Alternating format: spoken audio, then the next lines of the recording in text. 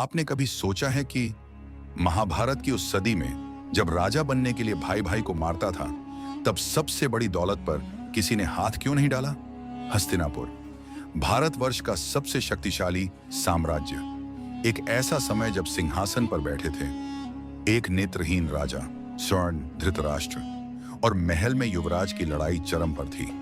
यह कमजोरी किसी भी पड़ोसी राजा को आक्रमण का न्योता देने के लिए काफी थी, पर आक्रमण हुआ ही नहीं। क्यों? मगध का क्रूर सम्राट जरासंध पूरे आर्यावर्त को रौंद रहा था। द्वारका के यादव सबसे शक्तिशाली थे, फिर भी किसी ने हस्तिनापुर की ओर आंख उठाकर देखने की हिम्मत क्यों नहीं की? क्या हस्तिनापुर ने कोई अदृश्य दीवार खड़ी कर रखी थी? इसका जवाब एक व्यक्ति है जो उस सिंहासन पर कभी नहीं बैठा, पर उसने 3 पीढ़ियों तक सिंहासन की रक्षा की। वह थे देवव्रत, जो बाद में भीष्म पितामह कहलाए। वह केवल योद्धा नहीं थे, वह हस्तिनापुर की लाइफलाइन थे। भीष्म का त्याग ही उनकी शक्ति बना। जब उनके पिता महाराजा शांतनु को एक मछुआरे की बेटी सत्यवती से विवाह करना था, तो शर्त थी कि सत्यवती का पुत्र ही राजा बनेगा।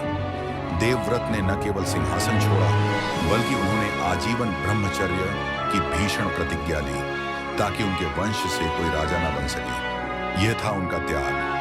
इस प्रतिज्ञा से प्रसन्न होकर शांतनु ने उन्हें वह वरदान दिया जिसने उन्हें अजेय बना दिया, इच्छा मृत्यु। यानी भीष्म तब तक मर नहीं सकते थे जब तक वह स्वयं न चाहे। कल्पना कीजिए, युद्ध के मैदान में एक ऐसा सेनापति जिसे आप मार ही नहीं सकते। क्या कोई भीष्म को हरा सकता था?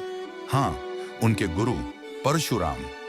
भीष्म की प्रतिज्ञा के कारण उन्हें परशुराम से भयानक युद्ध करना पड़ा।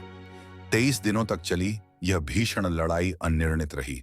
जब भीष्म ने अपने गुरु को भी युद्ध में बराबर की टक्कर दी, तो यह पूरी दुनिया में घोषणा हो गई कि भीष्म को कोई हरा नहीं सकता। तो क्या था इसका राजनीतिक मतलब? मतलब साफ था, हस्तिनापुर पर आक्रमण करना मतलब इच्छा मृत्यु प्राप्त योद्धा से लड़ना। कोई भी राजा इतना मूर्ख नहीं था कि अपनी पूरी सेना को एक ऐसी लड़ाई में बलिदान कर दे जिसमें जीत की कोई गारंटी न हो। जरासंध का डर, मगध का जरासंध चक्रवर्ती सम्राट बनने के लिए पागल था। उसने लगभग पूरे भारत पर विजय प्राप्त की। उसने द्वारका पर 18 बार हमला किया। तो फिर वह हस्तिनापुर क्यों छोड़ गया? सीधी टक्कर से बचाव। जरासंध समझता था कि भीष्म को हराना आसान नहीं है। हस्तिनापुर से लड़ने में वह अपनी सेना को कमजोर नहीं करना चाहता था, क्योंकि उसका मुख्य लक्ष्य कृष्ण को हराना था। हस्तिनापुर को चुनौती देना मतलब अपनी पीठ पर एक शक्तिशाली दुश्मन को छोड़ देना। कुरुवंश का रुतबा हस्तिनापुर सिर्फ एक राज्य नहीं था, यह कुरुवंश का केंद्र था। इस पर हमला करना पूरे आर्यवर्त के क्षत्रिय समाज को चुनौती देना था। इसके अलावा भीष्म ने वर्षों तक एक निष्पक्ष संरक्षक बनकर राज किया था, जिससे हस्तिनापुर को एक उच्च नैतिक प्रतिष्ठा भी मिली थी। तो जब धृतराष्ट्र अंधा था, पांडव वनवास में थे और कौरव दुशासन के कुकर्म कर रहे थे, तब बाहरी राजाओं ने क्यों नहीं फायदा उठाया? क्योंकि हस्तिनापुर की कमजोरी केवल आंतरिक थी। बाहर की दुनिया केवल एक चीज देखती थी, भीष्म की अमर छाया। भीष्म ही वह अदृश्य दीवार थे, वह जीती जागती सुरक्षा संधि थे।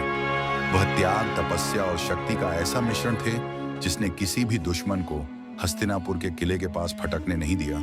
भीष्म का जीवन हमें सिखाता है कि किसी साम्राज्य की सुरक्षा उसकी सेना से नहीं, बल्कि एक व्यक्ति के चरित्र और अटूट निष्ठा से होती है। आपको यह रहस्य कैसा लगा? कमेंट्स में बताएं, लाइक करें, शेयर करें और ऐसे ही अद्भुत इतिहास जानने के लिए सब्सक्राइब करें। धन्यवाद।